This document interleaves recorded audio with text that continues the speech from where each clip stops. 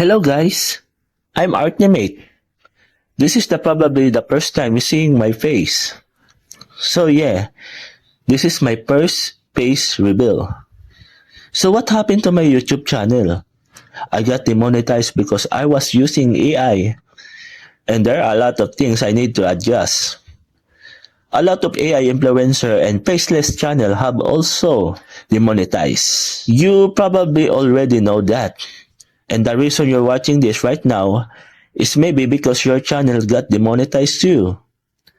Now, here's the things you need to know. Okay, guys. Based of what I studied over the past month, yes, I really spent a full month analyzing this.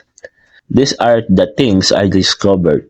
First, don't use AI voice for your content.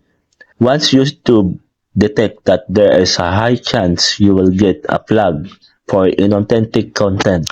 Second, if your channel designed to look like it's for kids, even it's not actually for children, and you are using mostly AI, like AI generated visual, AI generated conversation with a very little human involvement, that's a big risk.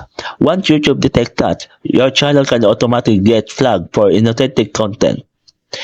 And if you're using popular character like those from Disney, Sony, and other well-known franchise, even something like K-pop Demon Hunter, and you include them to your content, there are big chance your channel could get flagged because YouTube is starting to operate more like a TV platform.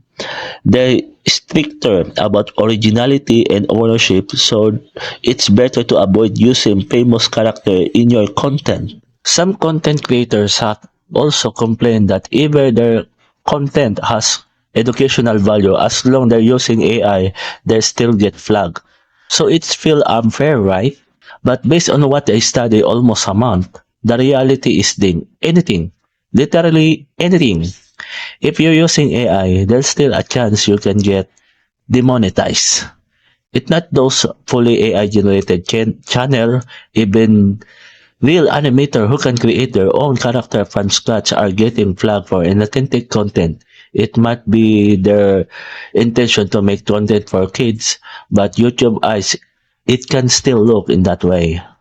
Honestly, YouTube can feel confusing. It's hard to tell what they really want and what they don't. But there's one clear approach. If you're going to use AI, keep it a very small portion of your video. The rest should be real, your real voice, your real face, your real time present. People should see you, hear you, and feel that it's genuinely you. That is the safest way to avoid this kind of issue because at this point, it's really risky. If you don't fully know what is YouTube allow or doesn't allow, and they don't clearly explain everything either. So in simple terms, you should create a channel where your face is visible. People that can actually see you and they can hear your real voice.